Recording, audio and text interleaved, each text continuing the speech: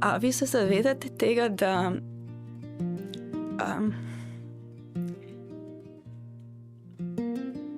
da imate tumor velikosti, kot je moja dlan? In sem rekla, okej. Vedno sem vedela, da ni v redu. Vedno sem se gnala, še to, pa še to. To pomeni, da takrat si pa rekla stop in pozabila na bilance? V bistvu ne povsem. Sta dve poti. Prva pot je, da ti sam ugotoviš, sam vidiš, da nisi pač na pravi poti in se spremeniš. Druga pot pa je ta, da če se ne veš sam ustaviti, kot se jaz nisem vedela sam ustaviti, te bo življenje ustavilo prej ali slej. Na delavnici sem jaz prvič v bistvu ozavestila bolj, kako pomembna so vprašanja in kako pomembne so naše misli. Jaz se res se nikoli ne sprašujem, zakaj sem zbolela. Ker vem, zakaj.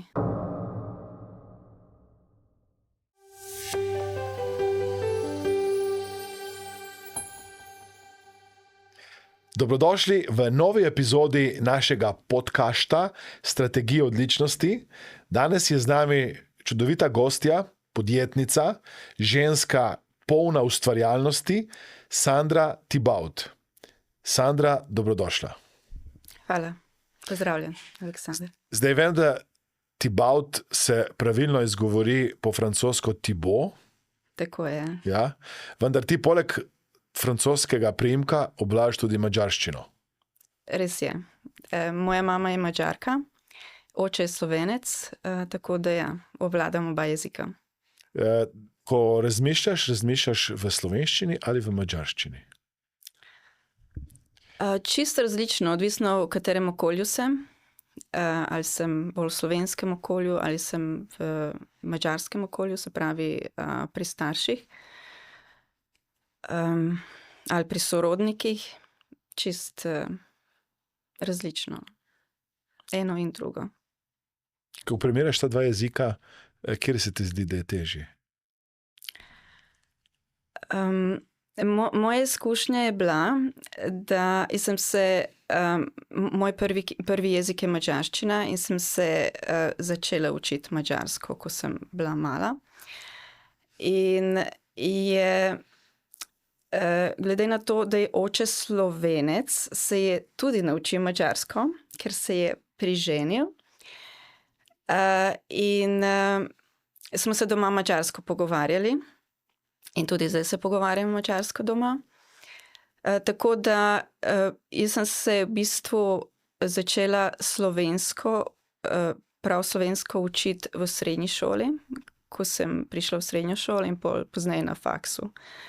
V bistvu, če primerjam, kateri jezik je lažji ali težji, meni je recimo slovenščina precej težja mi je bila takrat, ker slovenščina ima dvojino, madžarščina je nima in slovenščina ima spole, madžarščina nima spolov. Sicer ogromno ljudi reče, da je madžarščina težek jezik se za naučiti. Mogoče zaradi besedišča, ker ima precej bolj bogato besedišče kot slovenščina. Ampak ja, meni je madžarščina lažji jezik kot slovenščina. Torej, če zdaj gledaš film, lažje gledaš film v madžarščini kot slovenščini, ali pa bereš knjigo lažje v madžarščini kot slovenščini? V bistvu oboje berem zdaj. Bravo. Z možem sta začela podjetje, ki se ukvarja s stalnimi oblogami. Kaj je bila tvoja izkušnja na področju podjetništva? Tako je. Z možem imava podjetje že nekje skoraj 20 let. S stalnimi oblogami imamo pač montažo in prodajo montažo talnih oblog.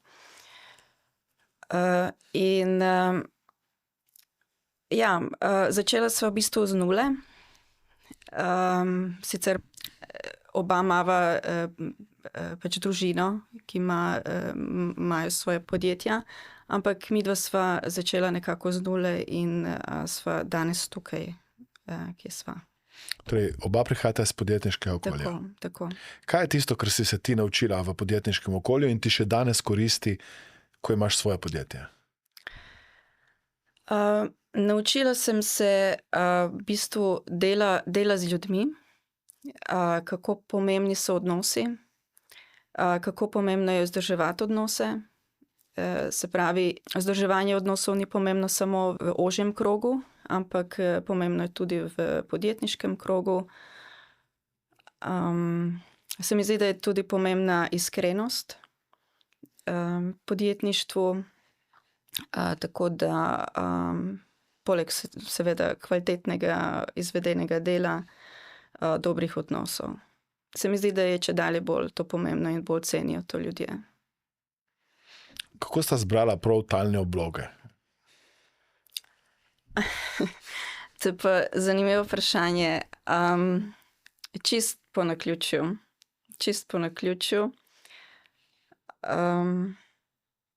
Ja, to je bila zelo dolga zgodba. Ampak ja, čist po naključju. Noben ni iz teh krogov. No. Kaj pa je tisto, da je naredilo podjetje uspešno in tudi praktično večina podjetij propade v par letih, vi ste že več kot 20 let na trgu. Kaj misliš, da je skrivnost vajinega uspeha? Jaz mislim, da je vztrajnost in se mi zdi, in čedalje bolj se tega zavedam, da so podjetja, ki so družinska, se pravi, da oba delujeva v podjetju, ima določeno prednost. Se mi vseeno zdi, da družina lahko maksimalno vloži v podjetje in je celoti v podjetju. Bom rekla z dušo. Torej, prednost je, ker sta oba, vsa energija, vsa fokus gre na to, ne? Tako. Kako pa, recimo, so tudi otroci vpleteni, kako v to, a jih učita podjetništva, da bosta tudi ona dva, recimo sama, potem odprla svoje podjetje, ali kako je? Mislim, tukaj bi še prej dodala, ne? Iz izkušenj je težko najti človeka, ki bo res v srcem v nekem družinskem podjetju. Tako da ja, mislim, da je to prednost, da sva oba v tem. Ne? Kaj se pa tiče otrok, ne, sta čist v drugih vodah. Sin je bolj v umetniških vodah, ne. Hčera pa je tudi čist v drugi smeri. Tako da ne pričakujemo, da boste zdaj onadva prevzela podjetje, ampak čist jima prepuščava, kamor želita pač sama iti, ne, svojo pot. Prepuščava jima tole. Kako potem preklapljata, ko je konec delovnega dne, da nista več skupaj podjetnika, temveč mož pa žena? Kako je ta preklop? Imata kakšno uro, rečeta, po tej uri se ne smeva več pogovarjati o poslu, ali imata kakšna druga pravila? Kako poteka ta preklop? Osebno, poslovno? Ja, to je zelo zanimivo vprašanje, ker še pred 5 leti tega preklopa ni bilo, ne? Ker sva bila konstantno v poslu in sva se pogovarjala konstantno o poslu in kaj še lahko narediva.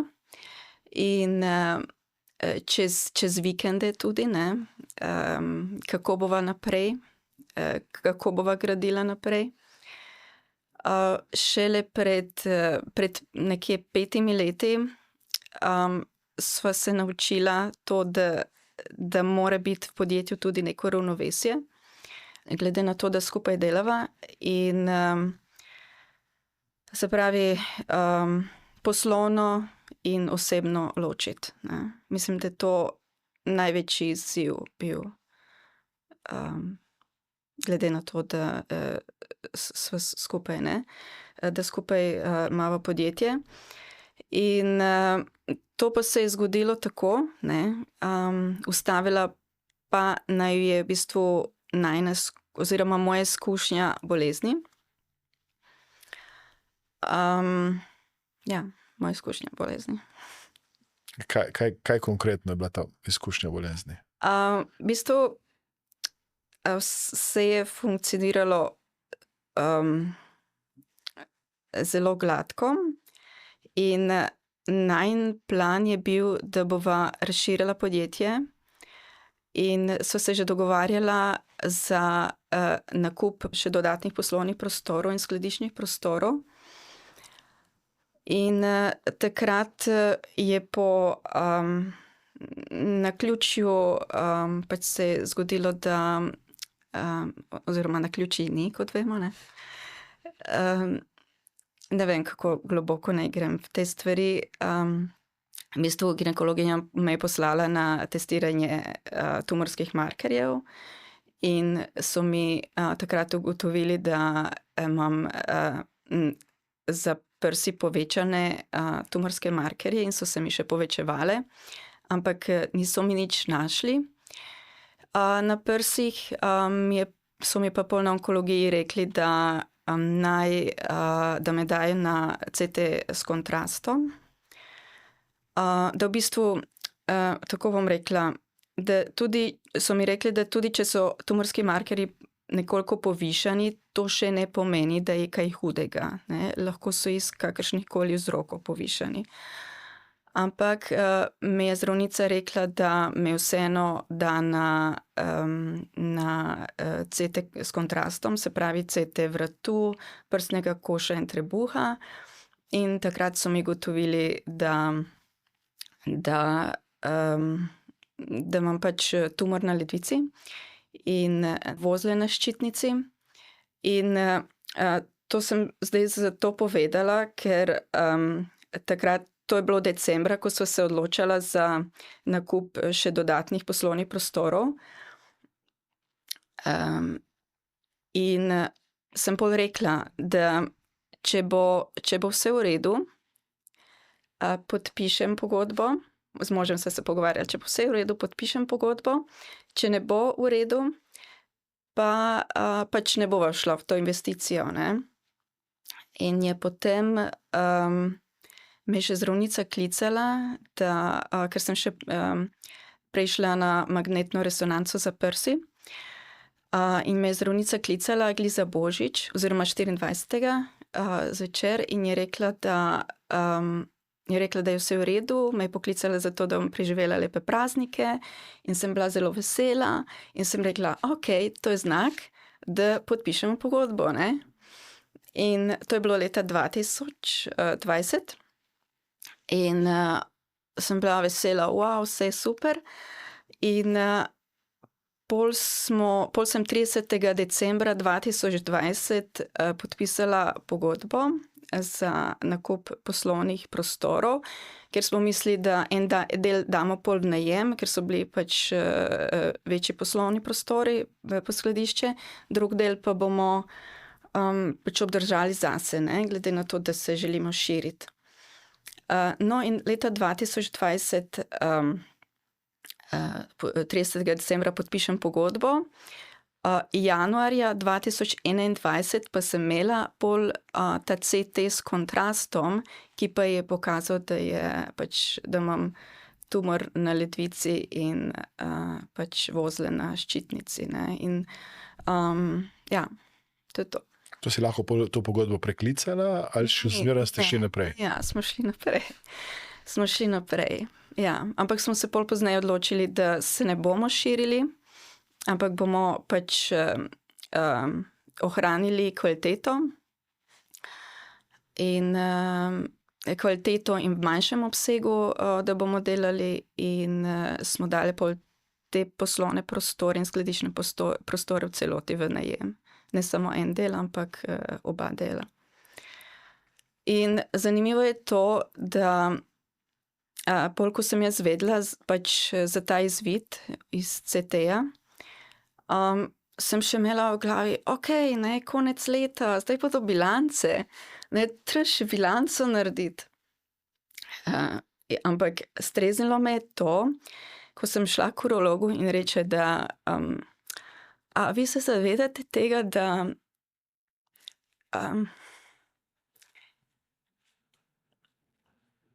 imate tumor velikosti kot je moja dlan. In sem rekla, okej. No, to me je ful streznilo. To pomeni, da takrat si pa rekla stop in pozabila na bilance? V bistvu ne povsem.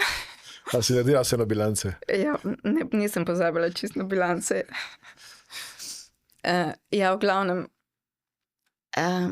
ja, takrat sem se zavedala, da treba se ustaviti, ne, da no in pol leta 2021 sem imela aprila, zdaj bo 5 let aprila,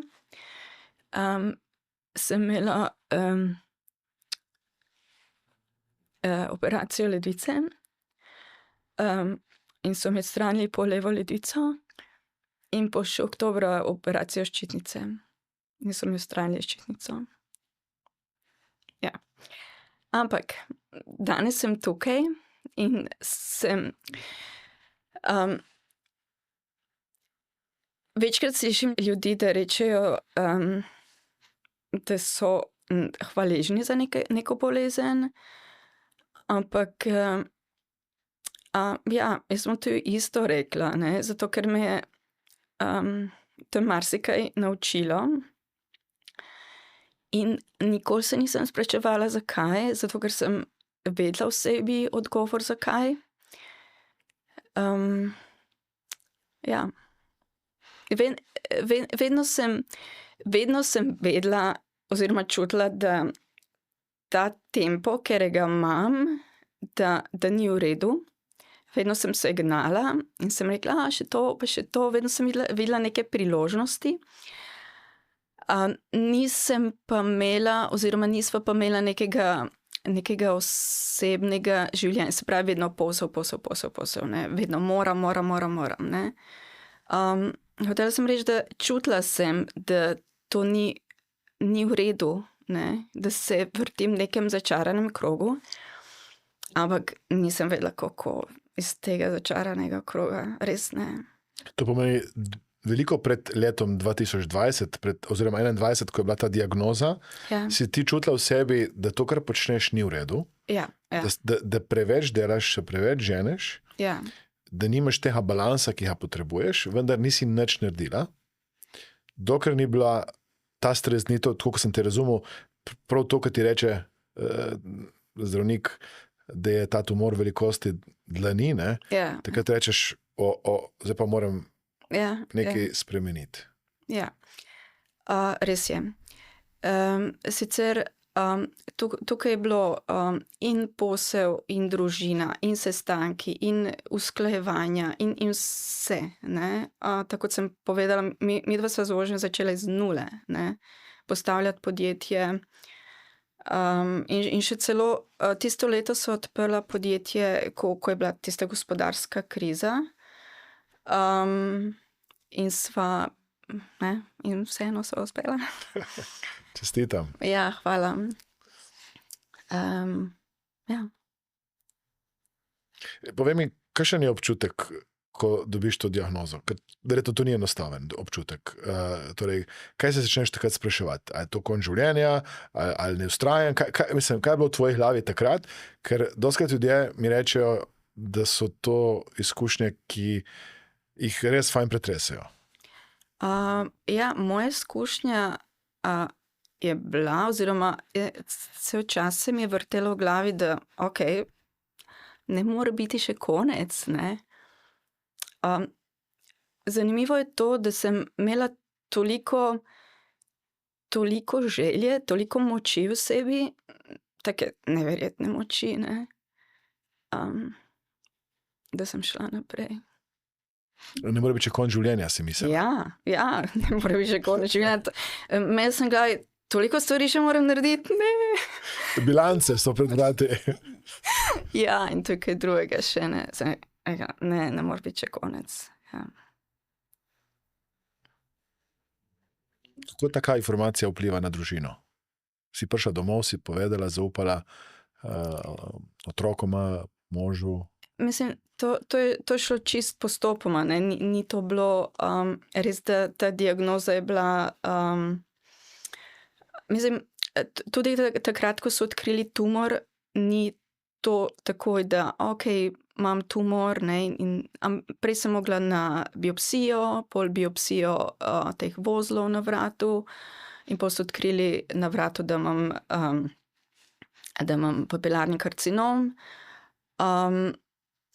In tudi za tumor, imela sem biopsijo tumorja in to je šlo postopoma, ne. Ni bilo tako, jaz pa imam raka na ščitnici, pa raka na ledvici, ne. Sicer dolgo nisem mogla izgovoriti rak, ne. Se spomnim, da recimo, ko sem imela nastop na 500 podjetnic pred 2 letoma in se spomnim, ko sem se pripravljala na govor, sem še vprašala Andrejo, ne. Sem rekla, Andreja, a lahko rečem, da sem imela papilarni karcinom na ščitnici in maligni tumor na ledvici. Sem rekla, to se mi ne zdi tako strašno, kot če izgovorim rak. In pol je Andreja rekla, ne, meni se zdi to čisto vseeno. Isto, ne, nima neke teže, da je eno, ne. In, ja. Zate pa ima. V bistvu, takrat mi je, mislim, težko mi je bilo izgovoriti, da sem prebolela raka. Zdaj mi pa v bistvu ni, ne. Takrat pa mi je bilo. Ja. Kako si se ti spremenila na podlagi tega? Kaj je bila sprememba, ki si jo naredila? Razumem, da si začela, neke stvari ste potem dali stran, torej niste več šli v širitev, ostali ste v kvalitetnem poslu še naprej, torej poslovne prostore ste oddali. Kaj pa kakšne tvoje osebne spremembe, ki si jih čutila? Ja, jih je bilo več. Najprej sem se začela močno zavedati ravnovesja v življenju. Pol sem začela dajati sebe na prvo mesto, brez slabe vesti. Čeprav mi je, vedno se spomnim na tole, da na tisto zgodbo, da daš sebe na prvo mesto. Ko si na letalu in zgodi se letalska nesreča in moraš dati najprej masko sebi in šele potem drugemu. In jaz nikoli tega nisem razumela. Meni se je zdelo, kdo pa si to zmislil, ne? Da se mi zdi to zelo egoistično. Ampak ja, danes to razumem, da najprej moraš res sebi dati masko oziroma sebi pomagati, šele takrat lahko pomagaš komu drugemu, ne. Pol je še bilo to, da sem se naučila reči ne. Res brez slabe vesti. Ja. V glavnem, to ravnovesje, ta ustavitev, ločiti podjetje, osebno življenje, da tudi če imaš podjetje, da moraš imeti tudi privat življenje, to ravnovesje se mi zdi ključno, ne? Da poskrbiš zase, za svoje potrebe, da vprašaš, kaj si ti želiš, kje si ti, ne? Kaj te osrečuje, ne? Da si postavljaš vprašanje, ki smo se tudi pri tebi učili oziroma pri Mastermind Akademiji. Dvakrat si omenila brez slabe vesti, daš sebe na prvo mesto, brez slabe vesti in rečeš ne, brez slabe vesti. Tako. Prej tega nisi znala, hotela, ali če si kdaj dala sebe na prvo mesto, si imela takoj slabo vest? V bistvu ja. Prej, ko sem dala sebe na prvo mesto, sem imela slabo vest. In Ne vem, mogoče sem razmišljala o tem, mogoče izhaja tudi vse to iz primarne družine, ampak ne mislim to v nekem slabem smislu, da ne bo pomote, ker tudi moja družina, da ima, oziroma moji starši so imeli podjetje in tudi od moža starši. Vedno je bila vrednota delo na prvem mestu, ne? In ustvarjanje in ustvarjanje nečesa, ustvarjanje neke dodane vrednosti.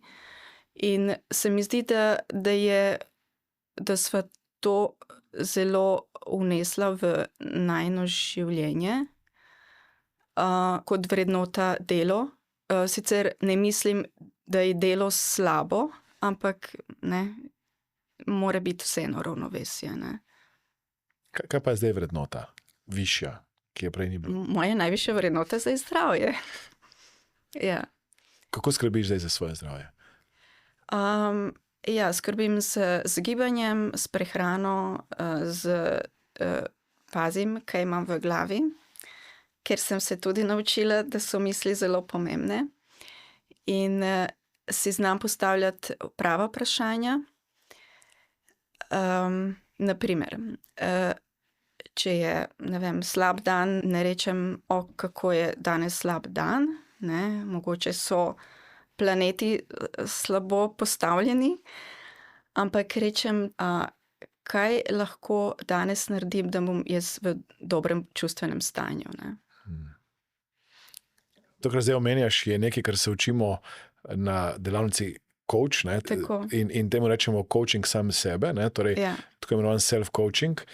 In dostikrat ljudje ne razumejo, da je ne samo hrana, spanje, gibanje pomembno za zdravje, temveč tudi ena najbolj pomembnih stvari so misli, ki jih imamo, in vprašanja, ki si jih postavljamo.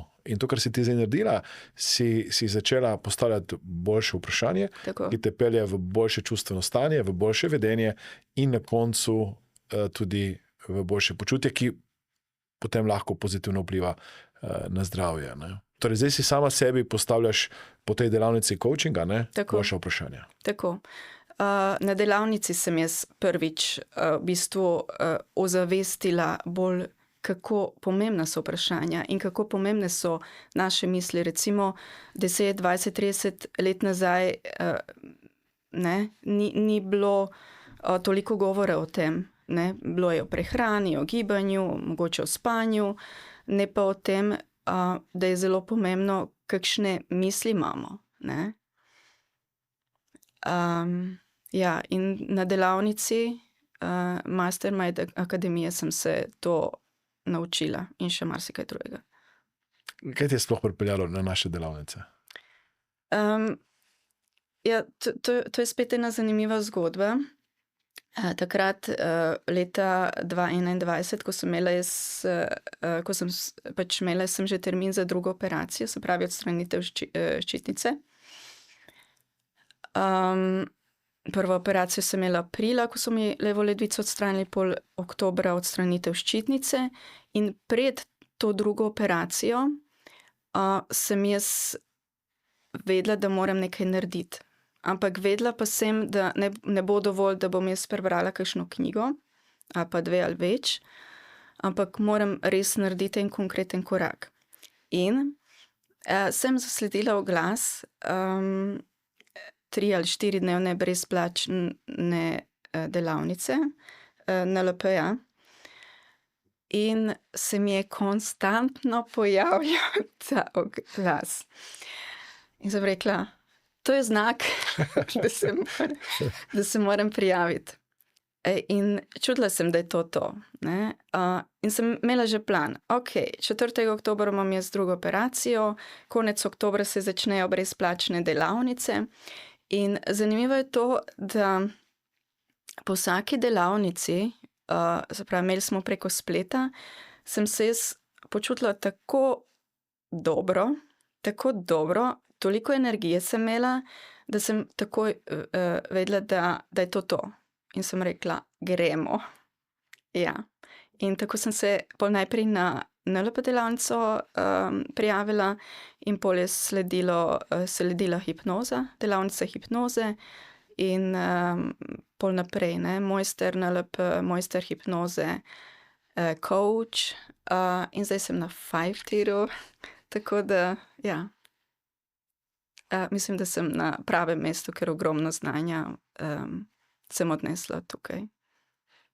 Kako pa vidiš te ljudi, ki jih spoznavaš na delavnicah, ki prihajajo s podobnimi izzivi? Mislim, eni imajo, ali so neke bolezen preboleli, eni imajo izzive v partnerstvu, eni imajo izzive s telesno težo. Torej vsak pride z nekim svojim izzivom in potem drugega spodbujate, si pomagate. Kako vidiš to povezovanje s podobno mislečimi ljudmi na delavnicah? Meni je najlepše to, da ne glede na to, kdo pride na delavnico, ne glede na to, kdo je, kaj je, ne, maske padejo, ne, se pravi, da si tam človek, ne, da si tam samo človek. In vsak pride tja z nekim svojim izzivom in pride zato tja, da naredi premik, ne. In ja, to mi je najlepše, ne, da ne glede na to, kdo si, kaj si, si na istem nivoju. Isto kot na onkologiji, ne. Prideš na onkologijo, ni pomembno, kdo si, kaj si, si samo človek, ki je bolan, ne, in pride tja zato, da se pozdravi in gre naprej, ne. Ok, mogoče je zdaj malo tak primerjava, ampak res všeč mi je to, ne. Da ni pomembno, ali, ne vem, nekdo tam, ne vem, zdravnik ali odvetnik ali doktor ali čist nekdo, ker, ne. Kaj si ti dobila na koncu, ko si zaključila te različne delavnice zase? Moj največji premik in to, da sem vedela, da sem na pravem mestu, je bil že na prvi delavnici na NLP-ju. Recimo, ko smo delali časovno črto. In meni se je takrat, kot da bi mi en čustven nahrbtnik bi se losala, čustvenega nahrbtnika mi je kar odpadel. In sem se tako boljše in lažje počutila. Drugo je to, da postavljanje vprašanj, ne, so mi danes zelo pomembna. In tudi to, da tudi moška-ženska energija. Jaz prej nisem vedela, kaj je moška-ženska energija. Jaz sem mislila, ok, moški imajo moško energijo, ženske imamo žensko energijo. Nisem vedela, da je to lahko je kombinacija. Tudi pri moškem je lahko tudi ženska energija in tudi pri ženski je lahko moška energija. Naučila sem se tudi recimo postavljanje namer, ne. Recimo, kam greš, ne. Da danes ne rečem, ok, prepuščam vse naključju in kaj se bo zgodilo, se bo zgodilo. Ampak grem s pozitivno naravnanostjo, tako kot sem danes prišla sem. Grem s pozitivno naravnanostjo in dam vse od sebe in rečem, da bo v redu, da bo lepo in da bom maksimalno dala od sebe. Sponzor tega podcasta je Mastermind Akademija.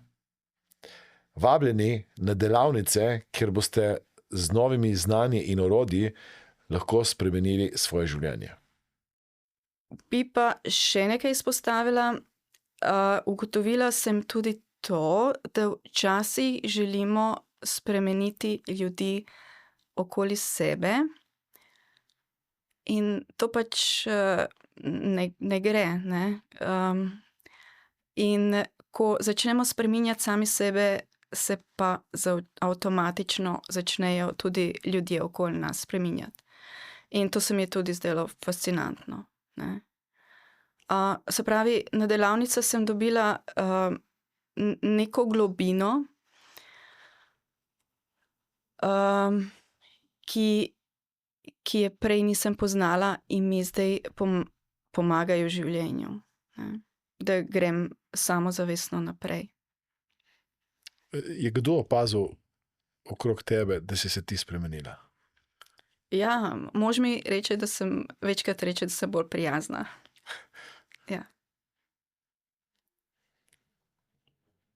Kako pa vidiš to, kar si rekla prej, da ko si se ti spremenila, so se začeli drugi spreminjati?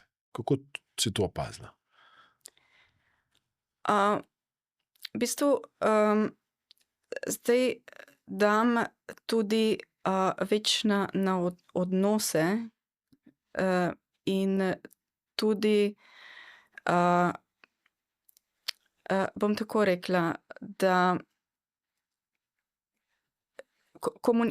večje komunikacije, ne? In zdaj vsi vemo, kdo kaj želi in kdo kaj hoče in kdo kaj noče. Ker je prej bilo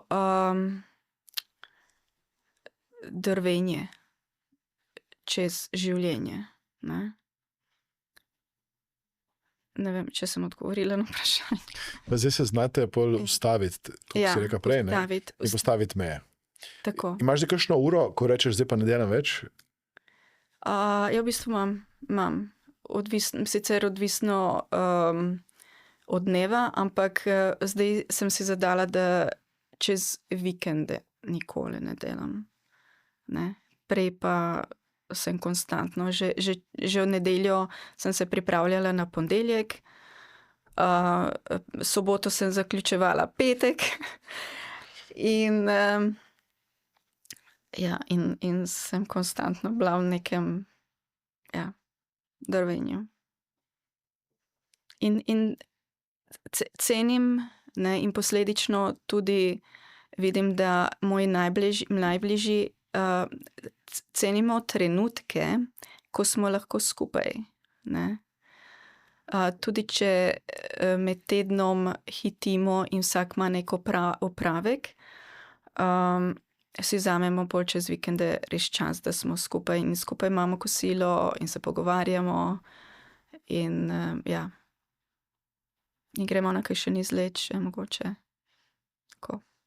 To je bilo v bistvu neko lepo darilo, ki ti je ta bolezen dejansko prinesla. Ker doskrat, ko se pogovarjam z ljudmi, ki prihajajo k nam, ki so imeli izzive recimo prav z rakom ali s kakšno drugo boleznijo, doskrat jih vprašam, kaj je bilo darilo ali pa kaj ti je ta izkušnja prinesla. Tudi če takrat ni bila prijetna, kaj je bil nek pozitiven rezultat pol na koncu. In to, ko te poslušam, zate je bil pozitiven rezultat te izkušnje, da si zdaj znaš postaviti meje, da daš sebe na prvo mesto, da imaš neka nova znanja, kompetence za komunikacijo in tudi, da ustvarjaš neke lepe družinske trenutke, ki morda prej niso bili dosti pomembni ali pa ni bilo za njih dovolj časa. In zdaj je neka vrste novo življenje. Tako, res je. Jaz ponavadi rečem, da sta dve poti. Prva pot je, da ti sam ugotoviš, sam vidiš, da nisi pač na pravi poti in se spremeniš. Druga pot pa je ta, da če se ne veš sam ustaviti, kot se jaz nisem vedela sam ustaviti, te bo življenje ustavilo prej ali slej, ne? In se moraš ozreti sam vase in se vprašati, kaj si resnično želiš. Mislim, se moja izkušnja zelo podobna, lahko ne v smislu raka, jaz tudi leta 2003 sem končal v bolnici in ko sem prišel ven, sem tudi iskal pot. Treba je bilo nekaj narediti, nisem hotel jesti tablet, sem hotel poiskati nek zdrav način do spremembe in seveda skozi izobraževanje, delavnice sem danes tukaj in tisto je bilo darilo. Zakamuflirano v zelo neprijetno izkušnjo. Tako. Jaz se res se nikoli ne sprašujem, zakaj sem zbolela, ne? In ker vem zakaj, ne? Jaz se vedno rečem, da to, da sem zbolela, mi je življenje samo pokazalo, da nisem na pravi poti, ne? Tudi če so mi ledvico odstranili, tudi če so mi ščetnico odstranili. Ja, jaz tako razmišljam. In nočem se smiliti sama sebi, ker danes je toliko bolezni in toliko rakov, ne? Vsak tretji, četrti preboli kakšnega raka. Moje mnenje je, da je to samo opozorilo, da človek ni na pravi poti. Ne? Da tisto, kar je počel do zdaj, da ni počel v redu, da mora iti po neki drugi poti naprej. Kaj je tvoj nasvet ljudem, ki se ne znajo postaviti na prvo mesto, ki ne znajo postaviti meje in vejo, da morajo nekaj spremeniti, niso pa še dobili tako močnega klica, kot sva dobila mi dva, ne? In čakajo, da bojo to spremembo naredili nekoč kasneje. Ja, ko je človek, ko čuti, da je nezadovoljen, ne, v življenju, že to je nek klic, da mora nekaj spremeniti. Ja, ni potrebno priti do tega, da jih bolezen ustavi. Moj nasvet bi bil, da se ustavijo. Čisto preprosto. Ja, da najprej da se začnejo ustavljati, da se vprašajo, v kakšnem tempu živijo in začnejo delati ne velike korake, ampak majhne korake k spremembi. Čisto maličke korake, ne. Ja, to je to. Dajva nekaj povedati o tvoji novi blagovni znamki, ki se imenuje Vous moi, ali pa po francosko Vous moi. Ja? Kako je ta ideja sploh za to blagovno znamko nastala in kaj se tukaj skriva za njo? A povem dolgo verzijo ali krajšo verzijo? Ne vem. Začelo se je tako, da jaz sem že prej ustvarjala. Se pravi, pred boleznijo. Glede na to, da se ukvarjamo s prodajo pa montažo talnih oblog, nam pri montaži ostajajo kosi lesa, ne. Temu se reče upcycling, ne. Ni reciklirano, ne, ampak so novi kosi. In jaz sem pač v teh kosih, ponavadi se to zavrže, ampak sem jaz v teh kosih videla nekaj čudovitega, da lahko nastanejo iz tega čudoviti izdelki, da lahko vdahnem jaz tem kosom življenje, ne, ponovno življenje. In tako so začeli nastajati pač ti kosi, ne, oziroma ti izdelki, ampak sem imela vedno premalo časa, ker je vedno bilo nekaj bolj pomembnega. In sem pač ustvarjala priložnostno, ne, pred boleznijo, ampak ko pa sem zbolela, pa sem začela bolj intenzivno. In se spomnim, da sem želela te izdelke objaviti v eni reviji, na katero smo bili naročeni, v eni fizični reviji, mislim, da se je revija imenovala Hiše takrat, zdaj več fizične oblike ne obstaja. In sem se dogovorila pač z to gospo, ne, se tam oglasila, sem rekla, jaz bi to objavila v vaši reviji. In je rekla, da ima ona boljšo idejo zame. In je rekla, okej, zdaj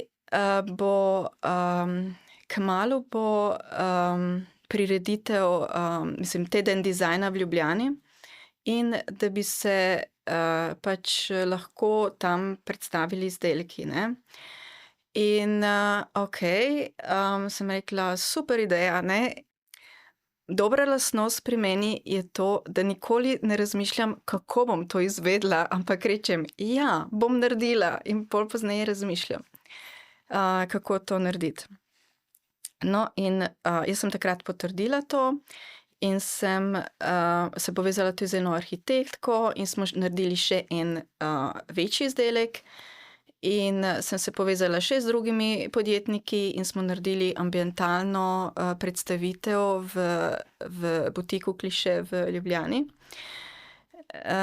Tako da smo imeli razsvetljavo, da smo imeli panele lesene, smo imeli zaveso in na sredini smo naredili ta stol, ne, z arhitektko in na sredini je bil stol na pedestalu. In tako se je začelo. Ampak takrat je bilo mišljeno, da je to kot neka reklama za naše podjetje in za vse ostale, ne pa, da se bo kaj iz tega razvilo. In ko se je to zaključilo, sem vseeno začela razmišljati o tem, da bi se lahko iz tega kaj razvilo, ne. In začeli smo pol ta prototip stola še izpopolniti in tako so nastali še drug stol, pa še miza dizajnerska z šahovskim poljem, se pravi, medenina je potopljena v mizo. No, in pol so še pozneje še drugi izdelki nastali, kot je šahovski komplet, in tako naprej. To še vedno delaš te izdelke iz teh recikliranih kosov? Ne. Izdelki so, sicer en segment izdelkov je iz teh ni to reciklirano, ampak to so kosi, ki so ostali, se pravi, da je upcycling in je en del, ostalo pa ne. To zdaj nastajajo že dizajnerski kosi pohištva, ne.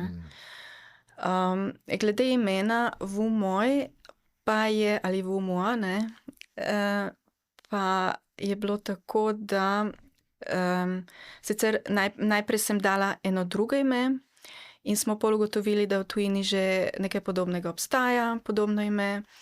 In sem rekla, to pa treba spremeniti, ne, to ne more ostati.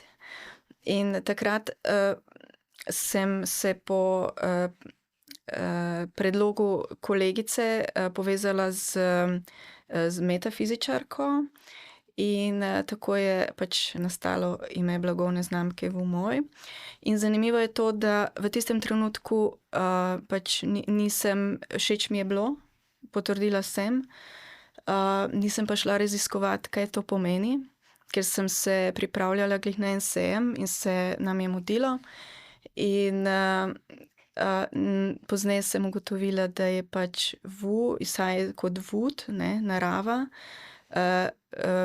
in moj kot moi, ne, v francoščini pa je jaz, ne, se pravi, povezava človeka z naravo, ne, da jaz, ne, izvor, ne, klic k naravi, ne. Bravo. Ja, tako da ima globlji pomen. Kako ustvarjaš te izdelke? Si takrat bolj v nekem takem ustvarjalnem ritmu, bolj racionalna?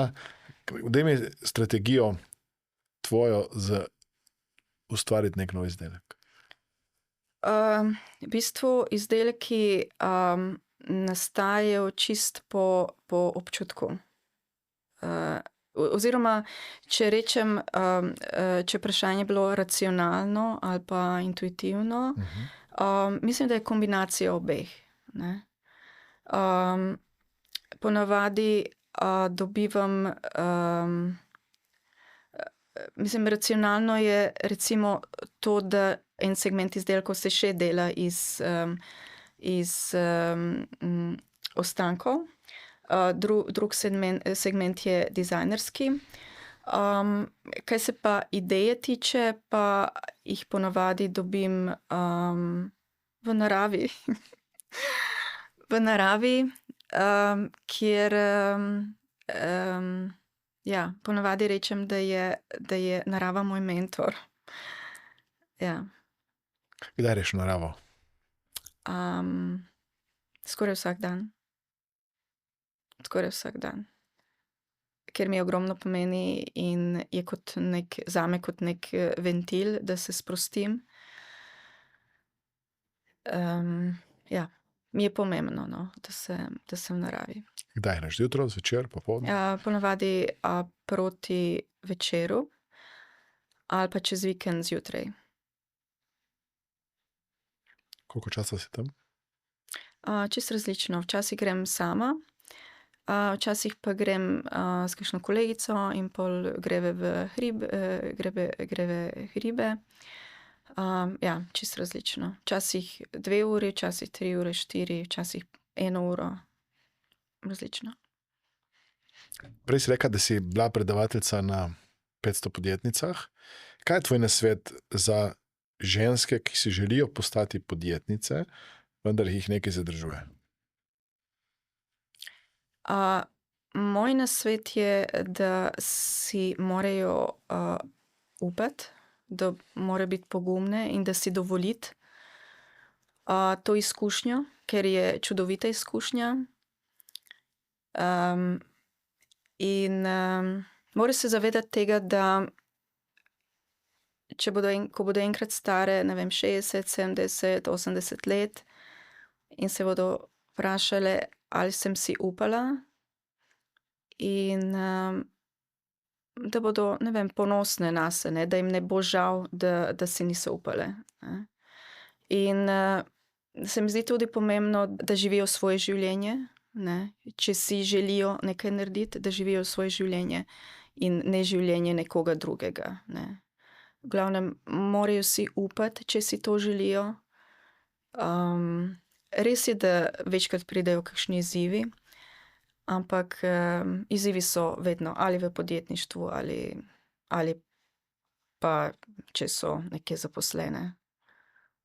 Ne. Vedno so izzivi v življenju. Je lepo, da znaš tako preokviriti, ne problemi, temveč izzivi, ne. Ja. Čeprav v praksi je lahko to izzivček, ne, ali pa izziv, ne. Ja, Ker je lahko malo večji. Ja, recimo, če imajo strah, ne, lahko to preokvirijo v strahec, ne. Ali pa lahko se pišejo na tvojo delavnico, kjer se pol naučijo preokvirjenja. Recimo, tudi tvoja delavnica je lahko ena odskočna deska. In vprašanje je bilo, tvoje vprašanje je bilo, kaj naj naredijo. Meni se zdi, da je tudi prav, da se začnejo družiti z istomislečimi ali se pridružijo kakšni skupnosti. Recimo, kot je Mastermind Akademija, je tudi ena odlična možnost, kjer začnejo govoriti o svojih željah, idejah, ciljih, vizijah in začnejo pol delati premike, ne, v tej smeri, katero smer želijo iti. Se pravi, naj sledijo svojim ciljem in svoji viziji. To je moje sporočilo. Kaj bi pa svetovala sama sebi, če bi šla 10 let v preteklost? Torej, Sandri izpred 10 let. Sama sebi bi svetovala, da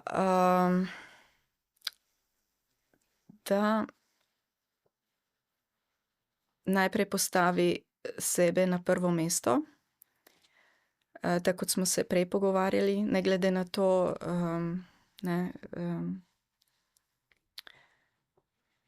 ker je zelo pomembno, ne, da gremo svojo pot in svojo vizijo, ker se mi zdi, da takrat začneš čutiti tisto izpopolnitev v sebi in tisto srečo, ko greš svojo pot oziroma počneš stvari, ki te veselijo in ki te izpopolnjujejo. To je zelo pomembno v življenju. Kako ljudje lahko pridejo v stik s tvojimi izdelki? Kje te lahko najdejo? Najdejo me lahko na spletni strani www.vumoj oziroma vumuo.com. Napiše se pa www.oomoi.com. Vumuo.com. Tako. Kaj si želiš, da ljudje začutijo ob tvojih izdelkih?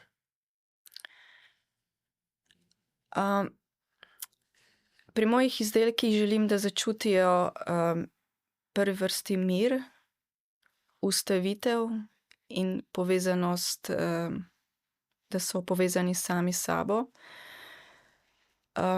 Glede na to, da smo naredili mizo z šahovsko površino in šahovski komplet, je tudi namen medgeneracijsko povezovanje. Tako da igra šaha in medgeneracijsko povezovanje, da se spomnim. Tudi izdelki so poimenovani recimo v tej smeri Embrace Me, Let's Connect. V bistvu imena, ki te podpirajo. In ja, izdelki so narejeni iz masivnega lesa, tako da tudi lahko je kot objekt v stanovanju. In lahko gre z generacije v generacijo. A lahko nekdo naroči tudi nekaj po svojih željah, da rečeš, to bi jaz imel, pa ti pol razmišljaš, boš tako naredila po naročilu, ali ti vnaprej pripraviš in potem, kdo je prvi, tisti lahko kupi. V bistvu je to že vse narejeno. Zdaj delamo sicer en izdelek po v bistvu naročilu, nekako v tej smeri, ampak večinoma je tako, da je izdelek že narejen in se pol odločijo kupci, ali želijo kupiti ali pa ne želijo kupiti.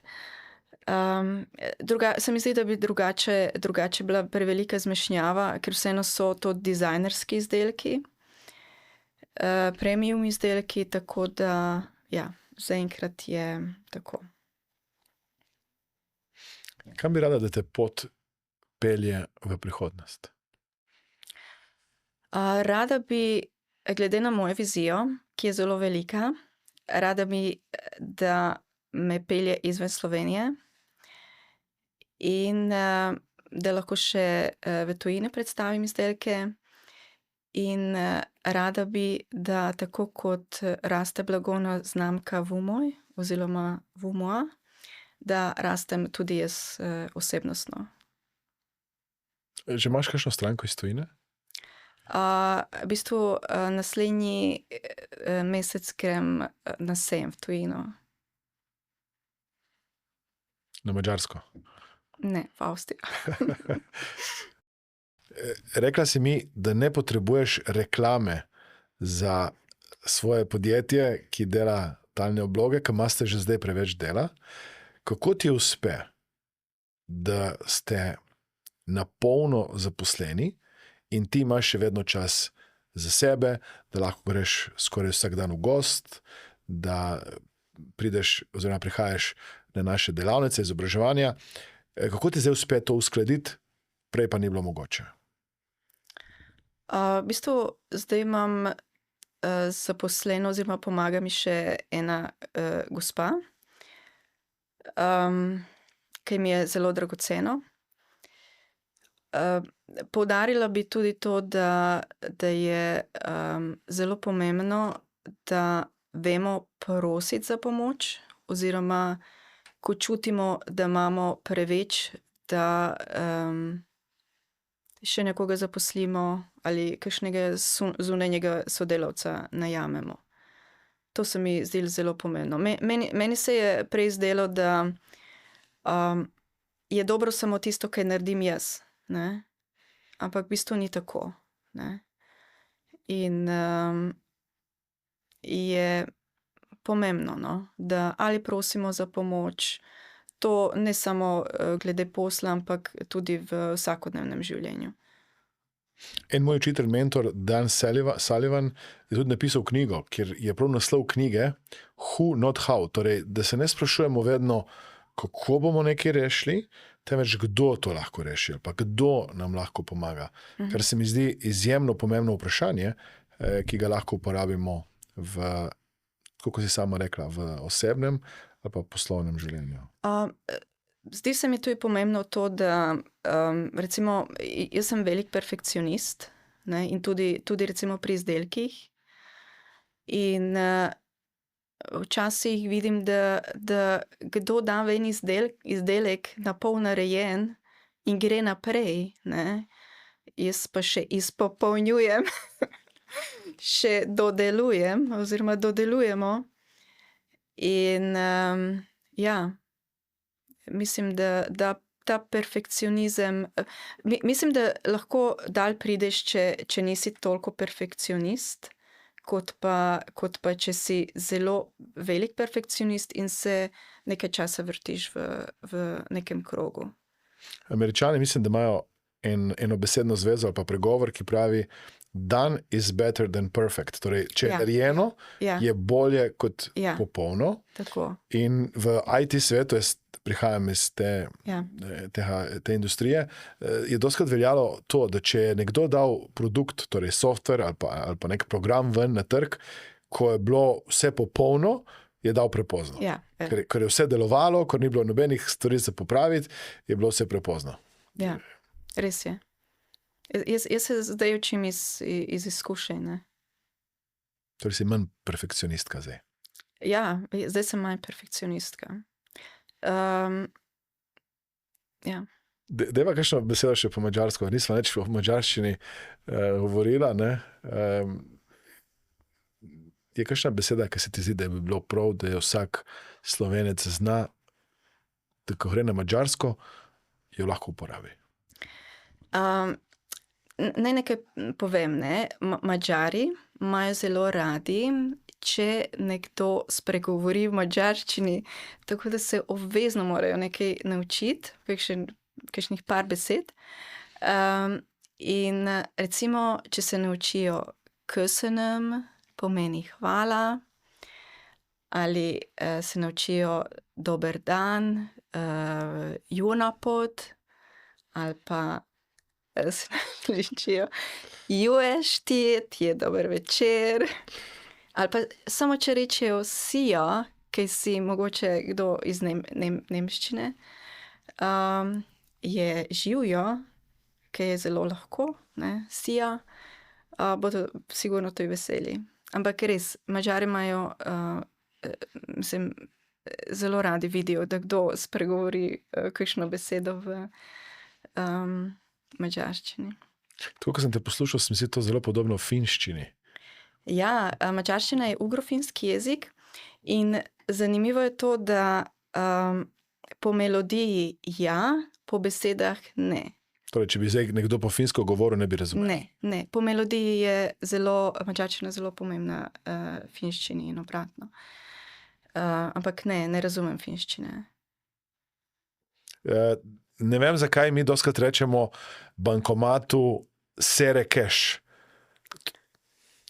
Jaz tudi ne vem, to sem že večkrat slišala. Ne vem, mogoče je povezano z sekir kot voz.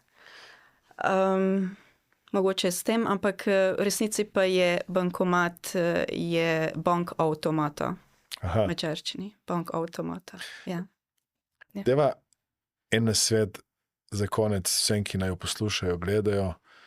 Kaj bi bila tvoja zaključna misel na svet? Moja zaključna misel bi bila, da moramo biti iskreni do sebe, najprej do sebe, in šele potem do drugih. Ker ko smo iskreni do sebe, se nam začne prava pot odpirati, najdemo pravo mesto. Bravo. Je kakšno vprašanje, ki bi bilo dobro, da bi ti ga postavil, vendar ti ga nisem postavil? Mislim, da ne. Mislim, da bi bilo čisto izčrpno. Okej. Köszönöm. Szívesen. Čakaj, kako še siju? Szia. Szia. Torej, prvo bi mu reči szia, živjo, ne, kako se reka? Szia, živjo. Ja. Na začetku bi začela szia in potem köszönöm na koncu. Ja. Prav? Ja. In če rečem, kje Kje je serekaš, noben ne razume? Ne, noben ne bo razumel. Kje je bankomat? Okay. Kaj še reči po mačarsko reči? Ja, pripravila sem se, da zaključek naredim. Dej, izvoli. Köszönjük, hogy velünk tartottak. Minden jót és viszontlátásra. Čakaj, to je bilo za mačarsko. Ja. Kaj si rekla? Hvala, da ste bili z nami. Vse dobro in nasvidenje. Dej še enkrat. Köszönjük, hogy velünk tartottak. Minden jót és viszontlátásra. Ja, super. Nisem razumel nič, mi je bilo všeč. Lepo zveni. Mislim, ko bi poslušal jezik, bi vedel, da je mačarski in tam bi se vstavljal. Okay. Ampak zdaj veš, da lahko poveš sija, ko priješ na mačarsko. Sija in köszönöm. Tako. Ja, ali pa jó napot. Jó napot. Kaj že to je? Dober dan. Ja, jó napot. Ali pa jó estét. Jó estét. Jaz mislim, jó napot, kakšna jota, tako, mislim, hrana mi deluje, nekaj za jest. Čakaj, s sinom se pogovarjata po mačarsko? V bistvu z obema otrokoma. Zdaj si uporabljala dvojino. Wow, ne. Ja, čestitam. Ponavadi uporabljam edino in množino. Torej, to, da ti uporabiš dvojino, ni skozi. Ne, ni skozi. Ja, z otrokoma se pogovarjam. Spet dvojina?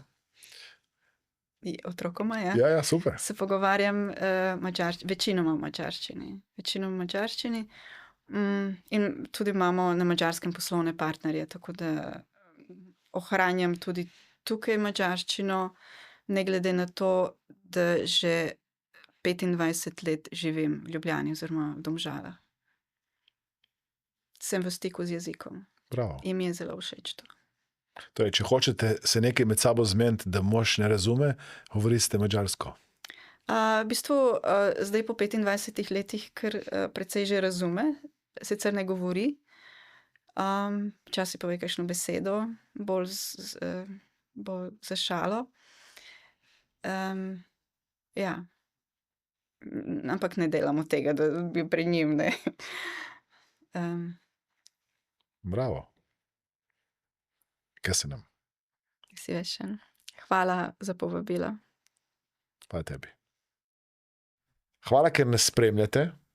Prosim vas, da se naročite na naše podcaste tako, da kliknete na gumb subscribe oziroma naroči se in s tem boste prvi obveščeni o vseh novih vsebinah, ki jih pripravljamo povsem brezplačno. Sponzor tega podcasta je Mastermind Akademija. Vabljeni na delavnice, kjer boste z novimi znanji in orodji lahko spremenili svoje življenje.